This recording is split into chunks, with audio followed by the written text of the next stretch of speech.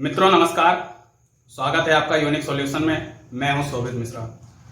हम लोग भौतिक विज्ञान के अंतर्गत अपवर्तन पढ़ रहे थे और अपवर्तन में हम लोगों ने उत्तल लेंस से प्रतिबिंब बनाना पढ़ लिया था। आज हम लोगों का जो शीर्षक है वह है image formation by concave lens. इसको भी पढ़ेंगे, साथ में मैग्निफिकेशन कैसे लेंसों से होता है वह भी पढ़ लेंगे। मिरर से मैग्निफिकेशन छूट गया, वह भी अभी अंत में जाते जाते देखेंगे। तो चलिए पहले हम लोग कॉनकेव लेंस से कैसे इमेज फॉर्मेशन होता है यह देख लेते हैं।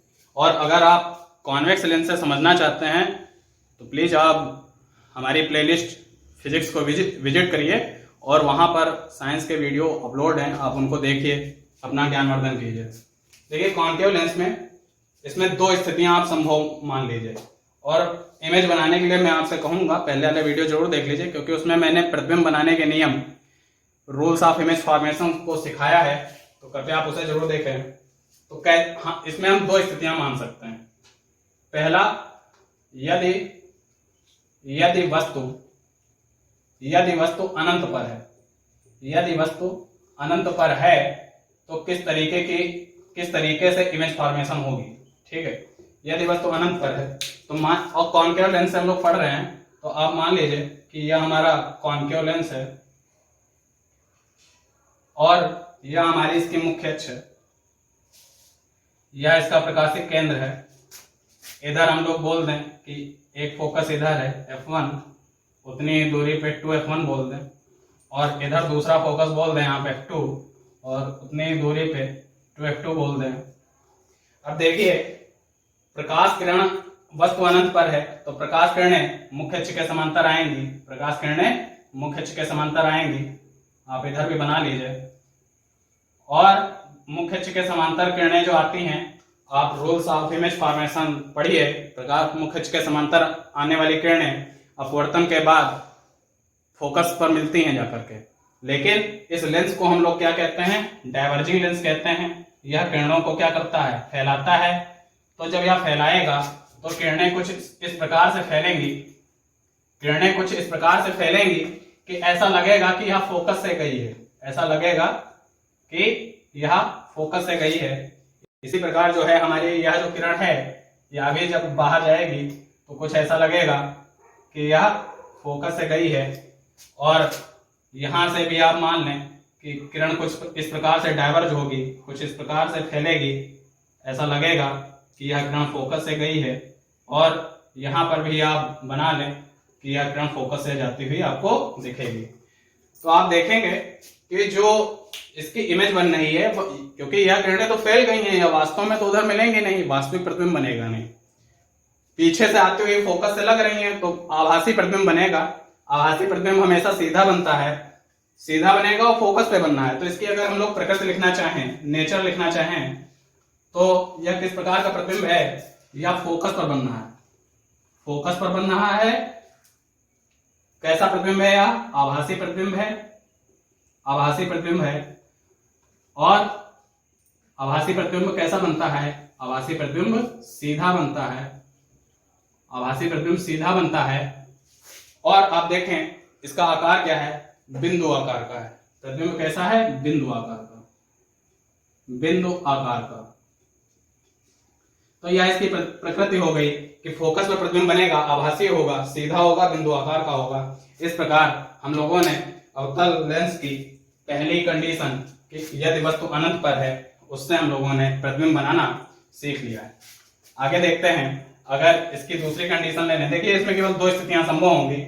आभासी प्रतिबिंब बन रहा है, ज्यादा स्थितियां संभव नहीं है। दूसरी कंडीशन आप मान लें कि अगर वस्तु अनंत तथा प्रकाशिक केंद्र के बीच में है, अनंत तथा प्रकाशिक केंद्र के बीच में है।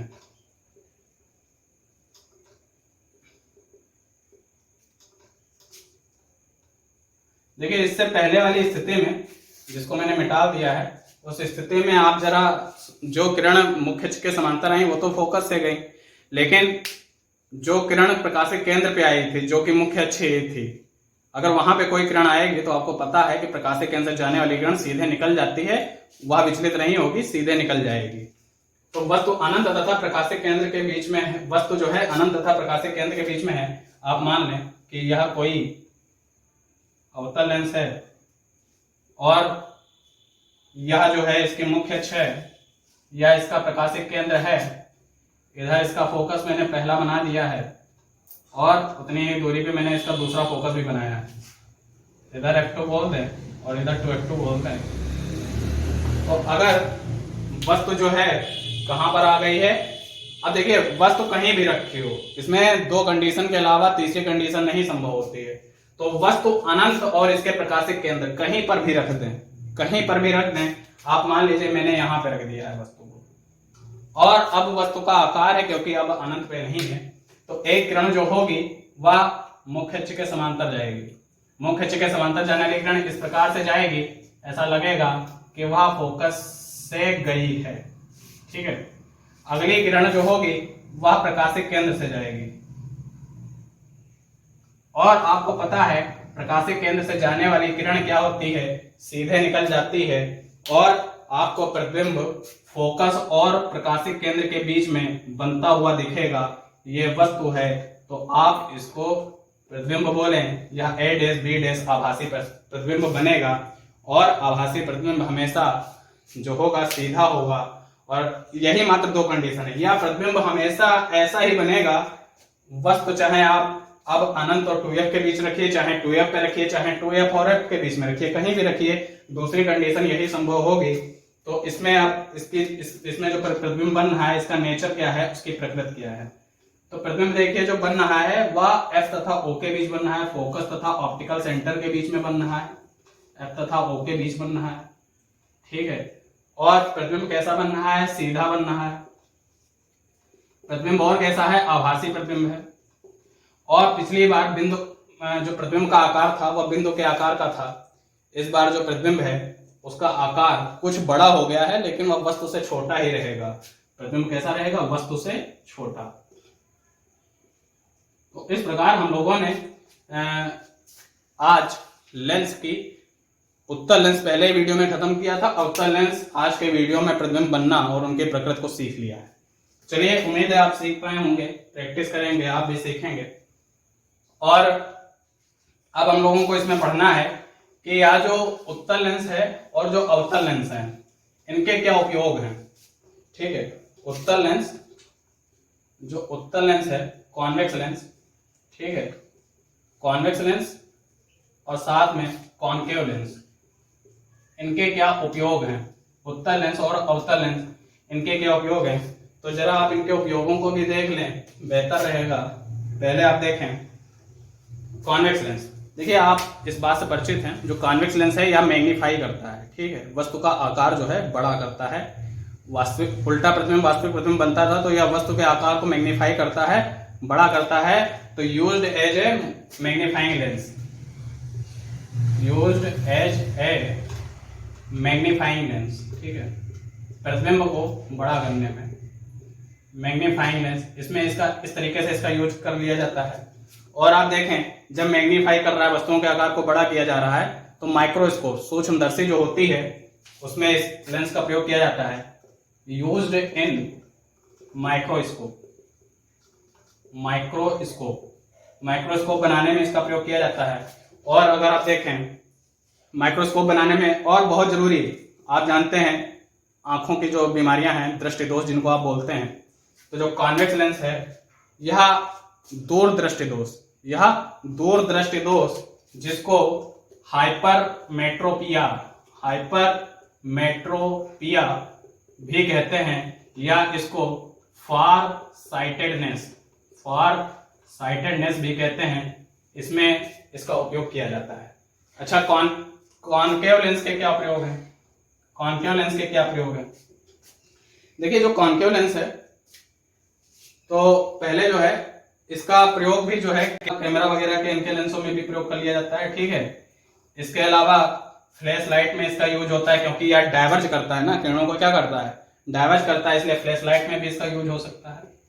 ठीक है, फ्लैश लाइट्स में भी, लेजर में इसका यूज हो सकता है। ठीक है। इसके अलावा बहुत जरूरी, हाइपरमेट्रोपिया दूरदृष्टि दोष में कॉन्वेक्स लेंस का यूज हो रहा था, निकट दृष्टि दोष में जो जिसको हम लोग मायोपिया कहते हैं, नियर साइटेडनेस, उसमें कॉन्केव लेंस का यूज होता है मायोपिया, जिसे आप क्या कहते हैं, निकट दृष्टि दोष, जिसे आप क्या कहेंगे, निकट दृष्टि दोष, नियर साइटेडनेस, इसमें इसका प्रयोग किया जाएगा। तो इस प्रकार आप कॉन्वेक्स लेंस और कॉन्केव लेंस के उपयोग भी सीख पाए, यूजेस सीख पाए। तो चलिए हम लोग जरा देख लेते हैं कि अंत में कि जो हम लोगों के वीडियो का थंबनेल जो दूसरा टॉपिक है आवर्धन, ठीक है, आवर्धन क्या होता है, आवर्धन जिसको आप मैग्निफिकेशन कहते हैं, यह क्या होता है। देखिए यह जो चीज है मैंने दर्पण में भी बताना भूल गया था, और लेंस का जब अब टॉपिक खत्म ही कर रहा हूं तो मैंने सोचा कि इसको इस वीडियो में खत्म कर दूं, जिससे कि कम से कम दर्पण और लेंस का एक जो बेसिक है वो आपके पास पहुंच जाए और आप इनका उपयोग अपनी परीक्षाओं में करें। क्योंकि आप मान के रखिए यह जो मैंने फिजिक्स पढ़ाई है ना, यह कोई हाई लेवल फिजिक्स नहीं है, ठीक है, बेसिक फिजिक्स है। आप इसको आसानी से समझ सकते हैं, और अगर अभी तक आपने उन वीडियो को नहीं देखा है जो इससे पहले बनाए गए हैं फिजिक्स के, आप उनको भी देखिए और समझिए। आवर्धन, मैग्निफिकेशन। तो मैग्निफिकेशन क्या है, देखिए मैं दोनों के लिए बता देता हूं।